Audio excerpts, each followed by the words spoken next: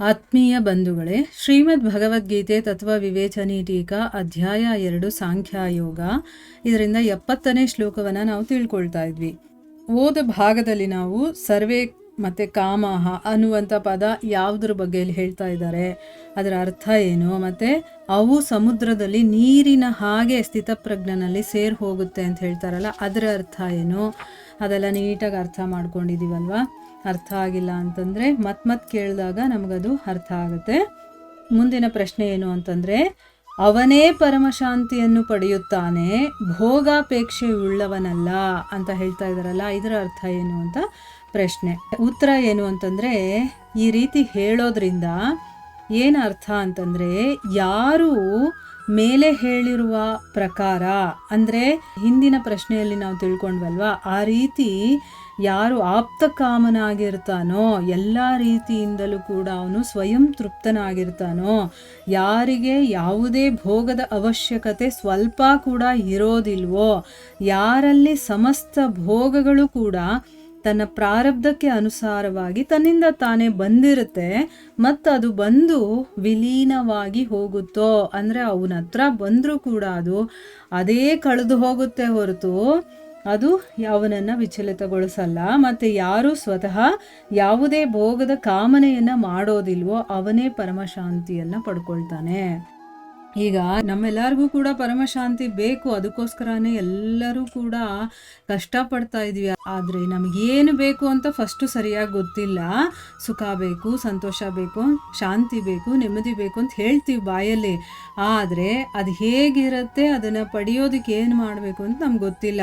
ಆದರೆ ಇಲ್ಲಿ ಭಗವಂತ ಸ್ವಯಂ ಹೇಳ್ತಾ ಇದ್ದಾನೆ, ಯಾರಿಗೆ ಪರಮಶಾಂತಿ ಬೇಕೋ ಅವರು ಈ ರೀತಿ ಕಾಮನೆಗಳಿಂದ ಹೊರಗಡೆ ಇರಬೇಕು, ಅವ್ರಿಗೆ ಯಾವುದೇ ಭೋಗದ ಅವಶ್ಯಕತೆ ಇರಬಾರ್ದು, ಏನರ ಬಗ್ಗೆನೂ ಅವ್ರಿಗೆ ಆಸಕ್ತಿ ಇರಬಾರ್ದು, ಬರೀ ಭಗವಂತನಲ್ಲಿ ಮಾತ್ರ ಆಸಕ್ತಿ ಇರಬೇಕು. ಅಂದರೆ ಅವನು ತನ್ನೊಳಗಡೆ ತಾನೇ ಆನಂದದಿಂದ ಇರ್ತಾನೆ. ಆ ರೀತಿಯ ಒಂದು ಸ್ಥಿತಿ ಬರಬೇಕು ಅಂದರೆ ಪರಮಹಂಸ ಸ್ಥಿತಿ ಅಥವಾ ಸ್ಥಿತಪ್ರಜ್ಞ ಅಂತೆಲ್ಲ ಹೇಳ್ತಾರಲ್ಲ, ಆ ಒಂದು ಮಟ್ಟಕ್ಕೆ ನಾವು ಏರಿದಾಗ ನಮಗೂ ಕೂಡ ಪರಮಶಾಂತಿ ಅನ್ನೋದು ಬರುತ್ತೆ. ನೋಡಿ, ಅವನು ಯಾವುದನ್ನು ನನಗೆ ಬೇಕು ಅಂತ ಇಷ್ಟಪಡಲ್ಲ, ಆದರೆ ನನ್ನ ಪ್ರಾರಬ್ಧಕ್ಕೆ ಅನುಸಾರವಾಗಿ ಏನು ಸಿಗುತ್ತೋ ಅದರಲ್ಲೇ ಸಂತೋಷವಾಗಿರ್ತಾನೆ, ಅವನು ನಿಜವಾಗ್ಲೂ ಪರಮಶಾಂತಿಯನ್ನು ಪಡಿತಾನೆ ಅಂತ ಅಂದ್ಬಿಟ್ಟು ಅರ್ಥ. ಇನ್ನು ಭೋಗಗಳ ಕಾಮನೆ ಯಾರಿಗಿರುತ್ತೋ ಅಂಥ ಮನುಷ್ಯ ಯಾವತ್ತಿಗೂ ಅವನು ಶಾಂತಿಯನ್ನು ಪಡ್ಕೊಳ್ಳೋದಿಲ್ಲ.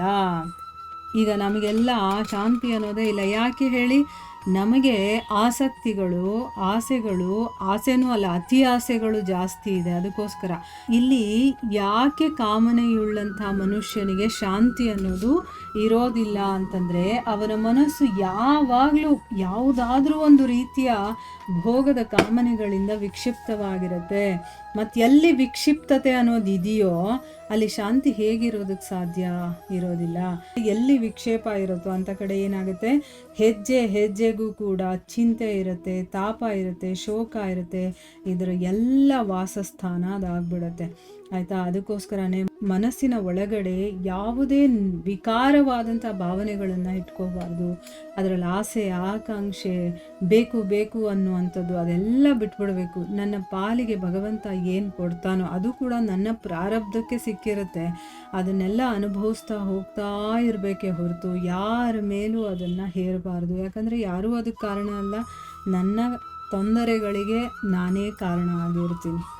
ಸೊ ನೆಕ್ಸ್ಟ್ ಪ್ರಶ್ನೆ ಏನು ಅಂತಂದರೆ, 58ನೇ ಶ್ಲೋಕದಿಂದ ಈ ಶ್ಲೋಕದವರೆಗೆ, ಅಂದರೆ ಇವಾಗ 70ನೇ ಶ್ಲೋಕದವರೆಗೆ ಅರ್ಜುನನ 3ನೇ ಪ್ರಶ್ನೆಗೆ ಉತ್ತರ ಅಂತ ಅಂದ್ಕೊಂಡ್ರೆ ಏನಾಗುತ್ತೆ? ಯಾಕೆಂತಂದರೆ ಈ ಶ್ಲೋಕದಲ್ಲಿ ಸಮುದ್ರದ ಹಾಗೆ ಅಚಲವಾಗಿರೋದು ಅಂತ ಉದಾಹರಣೆಯನ್ನು ಕೊಟ್ಟಿದ್ದಾರಲ್ವಾ ಅಂತ ಪ್ರಶ್ನೆ. ಅದಕ್ಕೆ ಉತ್ತರ ಏನು ಅಂತಂದರೆ, ಇಲ್ಲಿ 3ನೇ ಪ್ರಶ್ನೆಯ ಉತ್ತರ ಅಂತ ತಿಳ್ಕೊಳ್ಳೋದಕ್ಕೆ ಸಾಧ್ಯ ಇಲ್ಲ. 3ನೇ ಪ್ರಶ್ನೆಯ ಉತ್ತರವನ್ನು 58ನೇ ಶ್ಲೋಕದಿಂದ ಹಿಡಿದು 61ನೇ ಶ್ಲೋಕದಲ್ಲಿ ಅದನ್ನು ಕ್ಲೋಸ್ ಮಾಡಿದ್ದಾನೆ ಭಗವಂತ, ಸಮಾಪ್ತಿ ಮಾಡಿದ್ದಾನೆ. ಅದಕ್ಕೋಸ್ಕರ ಅದರಲ್ಲಿ ಆಸೀತ ಅನ್ನುವಂಥ ಪದ ಬಂದಿದೆ. ಇದಾದ ಮೇಲೆ ಪ್ರಸಂಗಕ್ಕನುಗುಣವಾಗಿ 62 ಮತ್ತು 63ನೇ ಶ್ಲೋಕದಲ್ಲಿ ವಿಷಯಗಳ ಚಿಂತನೆಯಿಂದ ಆಸಕ್ತಿ ಮೊದಲಾದವುಗಳ ಮೂಲಕ ಭಗವಂತ ಅಧಃಪತನವನ್ನು ತೋರಿಸಿ ಹೇಗೆ ಅವನ ಅಧಃಪತನವನ್ನು ಹೊಂದುತ್ತಾನೆ ಅನ್ನೋದನ್ನು ತೋರಿಸಿ 64ನೇ ಶ್ಲೋಕದಿಂದ 4ನೇ ಪ್ರಶ್ನೆಗೆ ಉತ್ತರವನ್ನು ಪ್ರಾರಂಭ ಮಾಡ್ತಾನೆ. ಚರನ್ ಅನ್ನುವಂಥ ಪದದಿಂದ ಈ ವ್ಯತ್ಯಾಸ ಸ್ಪಷ್ಟವಾಗುತ್ತೆ. ನೋಡಿ, ಇದೇ ಸಂಬಂಧದಲ್ಲಿ ದೋಣಿಯ ಒಂದು ದೃಷ್ಟಾಂತದಿಂದ ಯಾರು ವಿಷಯಾಸಕ್ತನಾಗಿರ್ತಾನೋ ಅಂಥ ಆಯುಕ್ತ ಪುರುಷನ ಅಲೆದಾಡ್ತಾ ಇರುವಂತಹ ಇಂದ್ರಿಯಗಳಲ್ಲಿನ ಯಾವುದಾದ್ರೂ ಒಂದು ಇಂದ್ರಿಯದ ಮೂಲಕ, ಅವನು ಎಲ್ಲ ಇಂದ್ರಿಯಗಳು ಅದರಲ್ಲಿ ತೊಡಗಬೇಕು ಅಂತೇನಿಲ್ಲ, ಯಾವುದಾದ್ರೂ ಒಂದು ಇಂದ್ರಿಯ ಅದರಲ್ಲಿ ತೊಡಗಿದ್ರೆ ಸಾಕು, ಅದರ ಮೂಲಕ ಬುದ್ಧಿಯನ್ನು ಅಪಹರಿಸಲಾಗತ್ತೆ ಅನ್ನುವಂಥ ಮಾತು ಕೂಡ ಅಲ್ಲಿ ಹೇಳಿದ್ದಾನೆ. ಇದರಲ್ಲೂ ಕೂಡ ಚರತಾಮ್ ಅನ್ನುವಂಥ ಪದ ಬಂದಿದೆ. ಇದಲ್ಲದೆ ಈ ಶ್ಲೋಕದಲ್ಲಿ ಸರ್ವೇ ಕಾಮಾಹ ಪ್ರವಿಶಂತಿ ಅನ್ನುವಂಥ ಪದಗಳಿಂದ ಎಲ್ಲ ಸಂಪೂರ್ಣ ಭೋಗಗಳು ಅವನಲ್ಲಿ ಪ್ರವೇಶ ಮಾಡುತ್ತವೆ ಅಂತ ಹೇಳಿದ್ದಾರೆ. ಅಂದರೆ ಇಲ್ಲಿ ಅಷ್ಟೆಲ್ಲ ಭೋಗಗಳು ಅವನಲ್ಲಿ ಪ್ರವೇಶ ಮಾಡುತ್ತೆ ಅಂತ ಹೇಳಿದ್ದಾರೆ. ಈಗ ಅಕ್ರಿಯಾವಸ್ಥೆ ಅಂತಂದರೆ ಅವನು ಕೆಲಸನೇ ಮಾಡದೇ ಇದ್ದರೆ ಅಂಥ ಒಂದು ಸ್ಥಿತಿಯಲ್ಲಿ ಪ್ರವೇಶ ಮಾಡೋದಕ್ಕೆ ಅವ್ರು ಬಿಡೋದೇ ಇಲ್ಲ. ಯಾಕೆ ಅಂತಂದರೆ ಅವರು ಎಲ್ಲ ಬಾಗಿಲುಗಳನ್ನು ಮುಚ್ಕೊಂಡಿರ್ತಾರೆ. ಅಂದರೆ ಎಲ್ಲ ಇಂದ್ರಿಯಗಳು ಕೂಡ ಕ್ಲೋಸ್ ಆಗಿರುತ್ತೆ. ಯಾಕೆಂದರೆ ಅಲ್ಲಿ ಇಂದ್ರಿಯಗಳು ವಿಷಯಗಳ ಸಂಸರ್ಗದಿಂದ ರಹಿತವಾಗಿದೆ. ಈಗ ನಾನು ಏನಾದರೂ ನೋಡಿದ್ರೆ ಅಲ್ವಾ ನನಗೆ ಅದ್ರ ಮೇಲೆ ಆಸೆ ಬರೋದು. ಸೊ ಆ ವಿಷಯ ಮತ್ತು ವಿಷಯ ವಸ್ತು ಎರಡೂ ಕೂಡ ದೂರ ದೂರ ಇದೆ, ಅದಕ್ಕೆ ಒಂದಕ್ಕೊಂದು ಕನೆಕ್ಷನ್ನೇ ಇರೋದಿಲ್ಲ. ಅದಕ್ಕೋಸ್ಕರ ಅಲ್ಲಿ ಆ ರೀತಿ ಯೋಚನೆ ಮಾಡೋದಕ್ಕೂ ಆಗಲ್ಲ. ಆದರೆ ಇಲ್ಲಿ ಇಂದ್ರಿಯಗಳ ವ್ಯವಹಾರ ಇದೆ. ಅಂದರೆ ಇಂದ್ರಿಯಗಳು ಅದರ ವಿಷಯಗಳನ್ನು ನೋಡಿದ್ರೂ ಕೂಡ, ಈಗ ನಾವು ಸಂಸಾರದಲ್ಲಿತ್ಕೊಂಡು ನಮ್ಮ ಇಂದ್ರಿಯಗಳು ನಮ್ಮ ಕೆಲಸಗಳಲ್ಲಿ ತೊಡಗಿಕೊಂಡಿದ್ದಾಗ ಇಂದ್ರಿಯಗಳು ತಮ್ಮ ವಿಷಯಗಳನ್ನು ನೋಡುತ್ತೆ, ಕೇಳುತ್ತೆ, ಅದರ ಜೊತೆ ವ್ಯವಹಾರ ಮಾಡಬೇಕಾಗಿರುತ್ತೆ. ಅದಕ್ಕೋಸ್ಕರನೇ ಭೋಗಗಳು ಅವನಲ್ಲಿ ಪ್ರವೇಶಿಸುವಂಥ ಸಂಭವ ಇರುತ್ತೆ. ಆಯಿತಾ? ಅವನಿಗೆ ಪರಮಾತ್ಮನ ಸ್ವರೂಪದಲ್ಲಿ ಅಚಲವಾದಂತಹ ಒಂದು ಸ್ಥಿತಿ ಇರುತ್ತೆ. ಆದರೆ ವ್ಯವಹಾರದಲ್ಲಿ ಅವನು ಅಕ್ರಿಯನಲ್ಲ. ಅವನು ಒಳಗಡೆಯಿಂದ ಭಗವಂತನನ್ನು ಇಷ್ಟಪಡ್ತಾನೆ, ಭಗವಂತನನ್ನು ಆರಾಧಿಸ್ತಾನೆ, ಆ ಭಗವಂತನಲ್ಲೇ ತನ್ನ ಮನಸ್ಸನ್ನು ನೆಟ್ಟಿ ಸ್ಥಿರವಾಗಿಟ್ಕೊಂಡಿರ್ತಾನೆ. ಅವನು ಯಾವತ್ತೂ ಚಂಚಲನಾಗೋದಿಲ್ಲ. ಆದರೆ ಅವನು ಕೆಲಸ ಕಾರ್ಯಗಳಲ್ಲಿ ತೊಡಗಿರ್ತಾನೆ. ಅದಕ್ಕೋಸ್ಕರನೇ ಇಲ್ಲಿ 4ನೇ ಪ್ರಶ್ನೆಯ ಉತ್ತರ ಅಂತಲೇ ತಿಳಿಯೋದು ಯುಕ್ತಿಯುಕ್ತವಾಗಿದೆ ಅಂತ ಹೇಳ್ತಾ ಇದ್ದಾರೆ. ಇಲ್ಲಿ ಹೇಳ್ತಾ ಇರುವಂತಹ ಪ್ರಶ್ನೆ 4ನೇ ಪ್ರಶ್ನೆಗೆ ಉತ್ತರ, ಇದು 3ನೇ ಪ್ರಶ್ನೆಗೆ ಅಲ್ಲ ಅಂತ ಇಲ್ಲಿ ಅವರು ಹೇಳ್ತಾ ಇರೋದು.